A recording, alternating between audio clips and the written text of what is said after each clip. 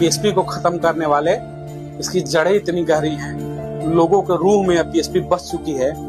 क्योंकि जो लड़ाई आप 2015 में शुरू किए चंद्रशेखर रावण जी, बहन मायावती ने 77 में लड़ी थी। 77 और 15 में बहुत का फर्क है। आप डिजिटल जमाने में आकर के आपने प्रदर्शन किया, जहां हर बात मोबाइल पर फैल गई। वो दौर था जहां पर चिट्ठियां भी नहीं पहुंचती थी, समय से सड़कें नहीं थी।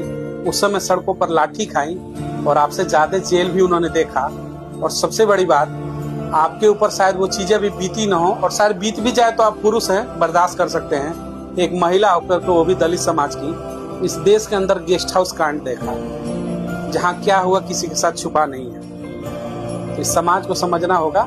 नेता मानिए, आपको जिसको मानना है, चंद्रशेखर रावण को मानिए, बहन मायावती को मानिए, लेकिन ये जो शब्द बोलते हैं कि बीएसपी खत्म हो गई, कभी कमरे में बैठकर एकांत मन से सोचिएगा, आप किस बीएसपी को खत्म कर रहे हैं, जिसने आज आपको बोलने की आजादी दिलाई, जिसने आपको बराबर कुर्सी पर बैठने का हक और हुकूमत दिलाया, जिसने आपको खुलेआम सीना चौड़ा करके वोट देने का अधिकार दिलाया, जिसने बराबरी में बीच समाज के अंदर चट्टी चौराहे पर बोलने का और नीला झंडा नीला गमछा देने का, पहन करके बात करने का जो अधिकार जिस बीएसपी ने दिलाया, आप कहते हैं कि वो बीएसपी खत्म हो गई। एकांत में बैठकर सोचिएगा, बीएसपी खत्म हो गई या फिर आपकी सोच खत्म हो गई।